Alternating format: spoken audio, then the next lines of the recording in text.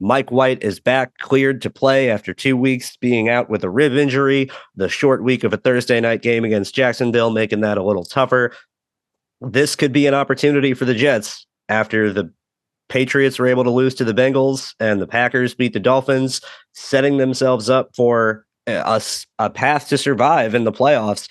This could be a real big opportunity for them, but it's all going to start with this first next game coming up in Seattle against the Seahawks. Let's jump right into it, Matt. I want to throw things to you to kick off, talking offensively and specifically talking about Mike White.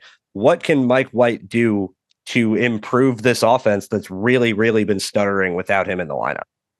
Yeah, well, this offense has had two key pain points. It's the quarterback. Actually, I'm going to say three main pain points. It's been the quarterback being unable to do the most basic things with Zach, and then you have the offensive line between putting us behind the sticks with penalties or just being unable to win their one-on-ones and being effective run blockers. And then you have LaFleur, who's been pretty uncreative in the face of near playoff elimination, just showing the unwillingness to do anything different, to show even the mere morsel of creativity to maybe do something different and expect a different result. Between those three, we've been struggling. So having White back, I think, solves maybe all three of these problems. You have LaFleur not calling his game scared. Maybe he opens things up a little bit more with White, knowing that he can trust him to do the basic minimum things that we're asking a quarterback to do. And now that we have a quarterback that has the threat to throw the ball, that might open things up in the run game, facing one of the worst run defense teams in the league with Seattle's run defense. So if we have the threat of a pass, that means they can no longer stack the box. That's, of course, no sure thing, given that our offensive line hasn't shown at all, maybe outside of the Bills game, that they have what it takes to win their one-on-ones consistently. But this would sure help. So between the two of those things and just White being the effective quarterback that he's shown to be, I think that our offense has what it takes to really spark something in this game. They really should hope so. I mean, this is a Seattle defense that has really not been playing well at all throughout most of the year. I know Tariq Woolen gets a lot of hype as a good rookie corner, and he's got a really good passer rating when targeted. He's got a lot of interceptions, and he's played well. Not trying to knock that whatsoever, but he's also given up a lot of yards. He's also been targeted a lot as a result because he's given up a lot of yards. And in a lot of ways, it's similar to more of a Trevon Diggs in Dallas, where you have a guy that takes chances and gets beat but lives off recovery speed, and sometimes he's able to get back and sometimes he isn't. That can lead to interceptions. It can also lead to giving up a lot of plays in coverage. And for the first time in 2 weeks, you have a Jets offense that has a real threat of a passing game. I mean, we saw against the Lions from Zach Wilson a couple of splash plays down the field where it's a bootleg sort of concept and they roll him out and he's only making one read down the field and he's not really reading a defense or going through any progressions. It's, I got one guy, we're taking a shot. This is the only dude I have to throw to. And that's it. He doesn't really have to think any further than just executing out the play call. You have the throwback to CJ Uzama. That was a big touchdown. Same sort of deal where he's this rolls out as this long bootleg going across the field, flips back the other way.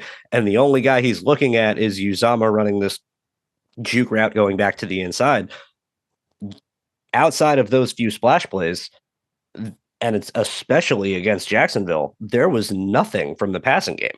There's absolutely nothing where every time Wilson dropped back to throw, I mean, it was lucky if it was completed on a lot of occasions. And there was often times when he would just drop back and have the complete deer in the headlights of, I don't know what I'm doing, and crumble and get sacked before anything could happen. You have defenses that have been able to load the box and just dare this team to throw, knowing they can't for the last couple of weeks. That's made things a lot harder on the run game. And we've said all year, this offensive line is needed to be better, and we really aren't happy with the performance of some of these veterans. We really would have expected them to be able to carry things along and be the leaders that we were hoping they'd be before the season started. But it's also a lot harder to succeed when you have no threat of a passing game to back you up, and teams can just stack the box as much as they want. So for Mike White in particular, having a guy under center that you know is going to get the ball out on time, that if they blitz him, he's going to have an answer for it, that he's not going to get caught in a lapse in protection and let a guy come running free. And if he does, he'll have the wherewithal to be able to shuffle in the pocket or just get the ball out fast enough to avoid the hit. You have a guy that you're confident shouldn't turn the ball over, that's been pretty safe with the ball throughout most of his starts this year. And you have a guy, most importantly, that you know when it's crunch time. And if you get into those third and long situations that you tried to avoid and have been the Achilles heel of this offense recently, you know you have a guy that can make something happen and keep the chains moving. And I think that first and foremost for this offense, you have to find a way to back this defense off from the Seattle Seahawks because I quite honestly, Matt, I think you would agree with this. I think the Seahawks, even though Mike White is back, it's not going to be the, oh my gosh, it's Mike White. We need to respect him like he's Patrick Mahomes and completely dictate our coverage to defend this quarterback. I think they're going to want to prove that this team can pass protect. They're going to want to prove that Mike White is healthy, and they're going to want to prove that they have that threat of a passing game. And until otherwise, they're going to load up to stop the run because they know that's what does stop the Jets offense. And if it's worked, why try and do something else? So you, as Mike White, and the quarterback in this scenario, you have to be looking early to get the ball out of your hands, get it into the hands of your playmakers in space, and let them do some damage down the field. You can't just leave the right for defenses to load the box on you all game like they have for the past few weeks. So that's a big boost. And the other part you were talking about, Matt, with the play calling in particular, I think there really might be something to that. And for as much as we've criticized and I've criticized Michael Floor, and I do agree that there are a lot of things that I think he could have done differently to help his struggling offense. I also agree that I think he's been hamstrung by his quarterback in a lot of ways. And that when you have a guy like Mike White under center, you aren't going to feel as hamstrung. You're going to feel more confident. You're going to have more trust in your execution because you know you have a guy taking the snaps that can get things done at a higher level. You have to hope for the Jets that the offense shows up because this is going to be a really, really tough game to win one-sided. The Seahawks have a lot of talent on offense. They were banged up early in the week, but they're getting a lot of those guys back as of today, as the Thursday night injury report. And it's going to be likely a full force Seahawks offense that's been pretty solid all year, kept them alive throughout most of the year, dragging along their defense. If the Jets offense can't do anything, it's going to be really, really tough to win that matchup on the road. Seattle is just such a tough place to play. It really is. Well, at the same time, I trust our defense. We are going to be getting healthy. We're getting Joyner back. Not that he's shown at times during the season that he can make a difference on the field. So having pretty much all of our starters from week one back in the game, I think is a big bonus. And I just trust them to be able to go up against this Seattle offense and hold them. I mean, we faced the Lions, who have been really killing it, putting up monster points and yardage the second part of the season, and then the Jaguars kind of doing the same.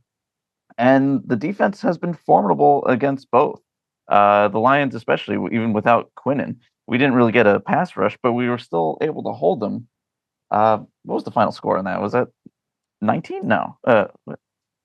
But we definitely kept their offense. They did have the punt return for a touchdown, so we were able to limit their offense. And if we can limit those two, 20-17 Lions, 20-17, and one of those touchdowns was a special teams touchdown.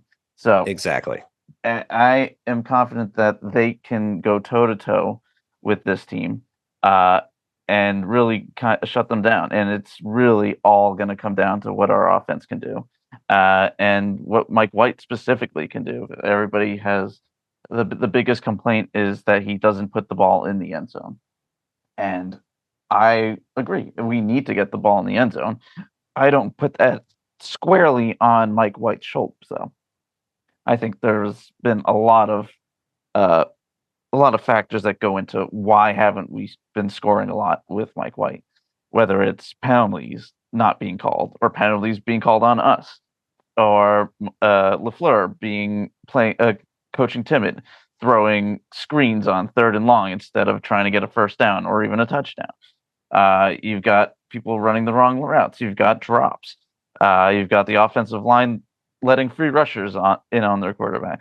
False There's been starts and holding penalties setting you back. every single thing under the sun that could go wrong has go wrong, and it's definitely kept us out of the end zone and hurt us in the red zone. Uh, so it's all going to come down to, can we do the little things right on the offensive line?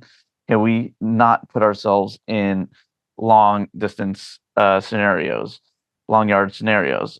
Can we get a running game so we're not one dimensional? Can we get some calls go our way instead of watching the defenders manhandle our receivers all day and nothing gets called? There's so many things that we need to go right, but I'm confident that they can and they should. I'm confident as well. And another reason I'm really confident, and I think specifically someone like Mike White should do really well at this. The one thing with the Seahawks defense is, for as good as Tariq Woolen is, and for any fear over, is he going to shut down Garrett Wilson? One, I think Garrett Wilson can still get his plenty on Woolen, but their defense, very much like the Jets defense in a lot of ways, as you would expect, being, Pete Carroll being Saleh's mentor, they don't travel their corners at all. Woolen has always played on the left side of the field all season. He has literally not played a single snap on the right side. So if you're the Jets offense and you're somewhat scared of that guy shutting down your number one receiver, you can just put him on. You can put Garrett Wilson on the other side and know that he's going to get a different defender and draw someone else in coverage. So you can dictate your matchups. And for this defense in particular, not only do you have the opportunity to dictate your matchups because of their coverage, the rest of the unit, besides their secondary, has really been struggling, specifically their linebackers. Jordan Brooks and Cody, what's his last name? I always forget this. Cody Barton. Jordan Brooks and Cody Barton have been towards the top of the league in passer rating allowed by linebackers. Jordan Brooks, I'm pretty sure, is leading the league in yards allowed by linebackers, period. These guys give up a ton of yards in pass coverage. They really, really struggle to cover down the field. And if you're Mike White, that means get the ball out to your running backs and tight ends in space. That means look for them over the middle of the field. If you're running the play action, glance routes that we've seen the Jets do with their tight ends this year, you could have that open because you're going to have these guys that can get exploited in coverage. For Mike White, above all else, getting the ball out of your hands as quickly as possible and making a threat of the passing attack to where you can't just have a defense load the box, like I said earlier, is so crucial. And there's a lot of advantageous ways to do it. So hopefully this is the week that LaFleur can wake up a little bit and go against the grain of what he's been doing. And instead of trying to ram the square peg in the round hole with the way his offense has been, calling the same plays that haven't worked and not really adding any new ideas to try something different, this really has to be the week that things change. Because finally, and this is where we'll end before we get to the defensive side of the ball, Matt, this Seahawks defense is awful against the run. And the Jets have really been struggling to run the ball. You alluded to it earlier. The Seahawks defense is allowing 155 yards a game rushing. That's staggering. That besides this past week in Kansas City, where they allowed 77 yards in a game where the Chiefs had things controlled pretty much from the beginning of the game and were just kind of coasting afterwards, they hadn't allowed an under 120 total yards rushing on defense since week 8 against the Cardinals. You have an opportunity as the Jets to right the ship a little bit with the run game, but you're not going to be able to do it unless Mike White can back that secondary off. And once you get out to a lead, you're going to need to run to secure it. So for this offense, it is imperative that you have to get the ball out of your hands early. You have to target your playmakers. Don't be afraid to use your running backs and tight ends and get to your check down. We saw Mike White throw for 405 yards against Cincinnati, basically all off check downs. If that's got to be the game plan early, then so be it. And once you get this defense to back off, you should have some space on the interior to run the football. And if you're still struggling to run the football, then you got to start looking for some replacements or looking for people's jobs, because it's unacceptable at this point from this offensive line. I know there's been injuries. I know they've shuffled guys all over the place, but 3 of those dudes that are starting are guys that were starters before the season and set to be starters that everyone was excited about. And they're some of the biggest culprits. It's got to change. It really does. We've seen this coaching staff kind of lay the wood and making people accountable for their poor play, whether it's Zach or Bryce Hall.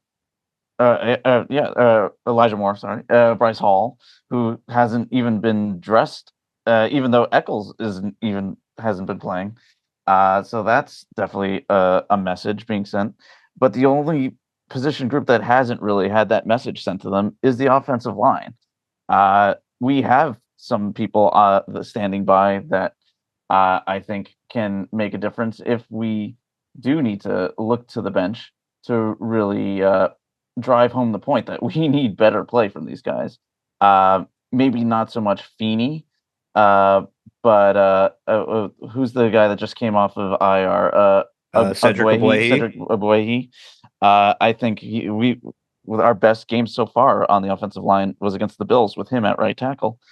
Fant hasn't shown a damn thing since coming back. I don't know if he's still hurt or what, but he's just hasn't been good.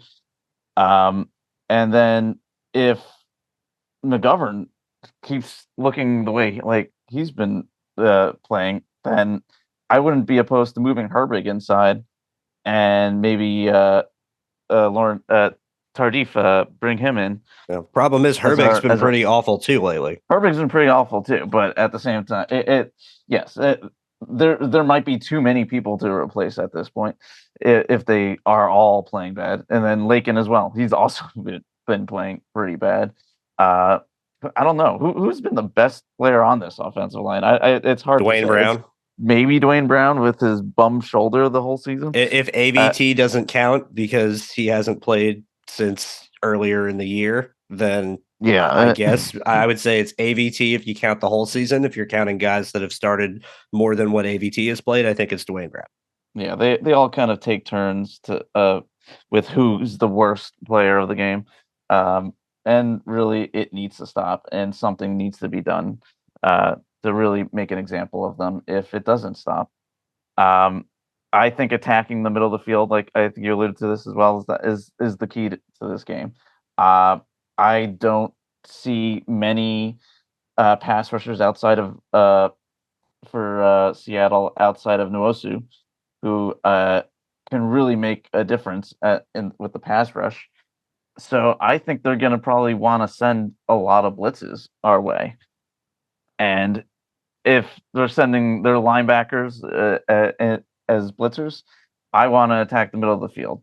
I would send crossers all day until they're able to stop it. Their top rated defender is also their safety. They've had Adams out since game 1 after snap 16. So Ryan Neal has really taken on the mantle as their top safety and has really shown up this year. Right now, he might be missing from this game. I believe he's missed 2 days in a row of practice. Wednesday and Thursday with a knee injury. So if he can't go, that is huge, and that opens up the middle of the field even more. I would attack it all day until they could stop it. Yeah, you have to have a way to back this defense off. You cannot let them just load the box. I'm going to keep saying it because it's the most important aspect of the game for me, quite honestly. Of every offense, defense, special teams, everything encompassing. There's the givens every week in football. Don't turn the ball over, be efficient on third down, stay ahead of the chains. Those are all givens. We can say cliches, but it is none more important, in my opinion, for this game than having a threatful passing attack where you don't have to be throwing bombs down the field every play, but you have to have something. You have to have some amount of a threat to be consistent in the pass game that you haven't been against the Jaguars and really got lucky on a few plays against the Lions. And outside of that, we're really struggling. You have to have a multi-dimensional offense. You have to. You cannot win this game being completely shut down in the pass game because your run game just isn't going to be there. Your offensive line is not talented enough to carry the mantle themselves. They can't do it. It would be a lot to expect of them, period. But in general, they haven't been playing well enough besides that. You will lose this game if you are the Jets. If you cannot have an efficient offense that can give your defense some rest, that can generate some points, that can sustain some drives, and that can turn this into a real football game to where not having a situation where your defense has to win the entire game by themselves. That is not a recipe for winning football. And if the Jets want to be a playoff team, they need to start playing like a playoff team. They haven't been playing like that the last few weeks.